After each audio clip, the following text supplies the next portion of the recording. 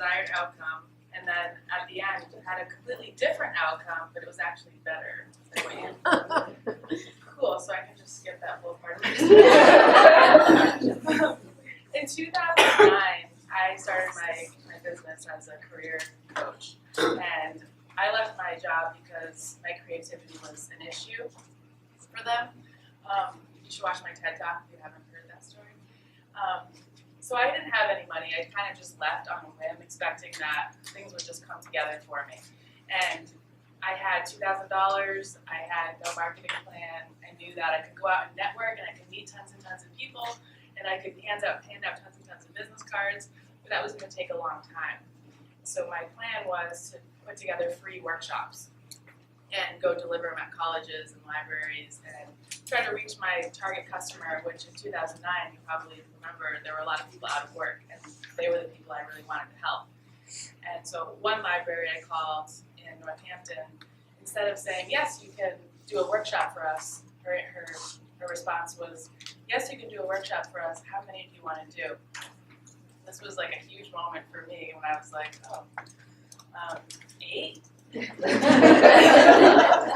And she was like, oh, great. So do you want to do like 8 during the day for people who are unemployed, and then 8 at night for people who have a job? And I was like, yeah. And then I got the phone, I was like, oh my God, I just scheduled 16 workshops in like 5 seconds. So I'm like, all right, I'm going to leverage this. I kept calling libraries, and I'm like, I call like the South Hadley Library. I'm like, so Northampton is putting on this amazing series about careers and job hunting. Do you want to bring that to your community? They're like, yeah. I'm like, cool. So it's an 8-week series, and like just started building on this. And within this like 10-minute period, I had put together, secured 32 workshops at 3 different libraries, and immediately started freaking out because I had no content, no plan. I was like, all right, so if you are an entrepreneur, you're probably used to like creating the plan and then figuring out how you're going to actually execute it. So that's what I did. That's what I did. I filled in the 8 weeks with topics on like how to build an amazing resume, how to brand yourself, how to kill it in the interview, how to be a great employee when you start, all that stuff. And after the 32 presentations were finished, I had more people contacting me saying like, hey, we saw you speak. Can you come speak at our group? And hey, why don't you come speak at this conference? Why don't you come speak at the Rotary Club and the Chamber of Commerce and this unemployment group and this church? And before I knew it, I had done like hundreds and hundreds of workshops. And when I look back on that, I laugh because I never set out to become a speaker. I set out to market my business in coaching. But what really happened was people picked up on the fact that I was someone who was willing to get up in front of a crowd and share my expertise, and that was valuable to them. And when I realized that it was valuable to the world, it started to make me realize like I had something important to say. And if I could just backtrack for a minute, I'm 6 feet tall, and I've been this height since I was 12. And you can imagine how tall the boys are at that age, like. And most of my friends were that height too. And it was awkward because I was always called like Giraffe or like the Jolly Green Giant or the Ogre, and I had like a lot of these nicknames that kids like to give. And because of that, I always hid. I would always look for a way to just blend in. And I was very shy. I never raised my hand in school. I never volunteered. I just kind of like went along because I didn't want to be noticed and be called, oh, that tall girl. And when I got to college, I continued that. I never did anything outside of what I was supposed to do. In one class, I stayed quiet.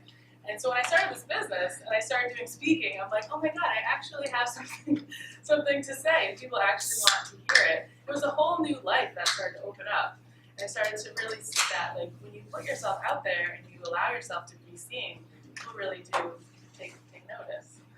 And I remember when I pulled into the parking lot at my first library workshop, it was in May 2009, the South Hadley Library, and tears started coming down my face, and I thought, I can't do this. Like, I'm not someone who speaks to people, like, in workshops. I'm not someone who, like, gets up on stage, and who cares what I have to say anyway? Like, I'm not a leader. I'm like a 28-year-old, like, trying to teach people about their career. I don't even know anything about career. Like, I just was talking myself out of it, left and right, and somehow, somewhere inside of me, this voice came out and said, you have to do this.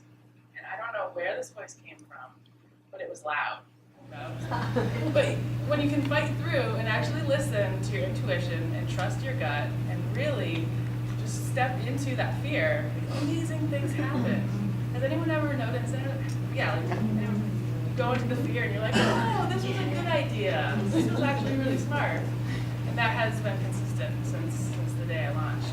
So now I'm building a new resource for women who want to become paid speakers and want to get out and share their story and want to inspire audiences and tell the truth about who they are and share the valuable journey they've been on, because this is what unites us. Like, we're a community when we come together and we talk to each other in this way. And that, like, social media will never, ever come close to that.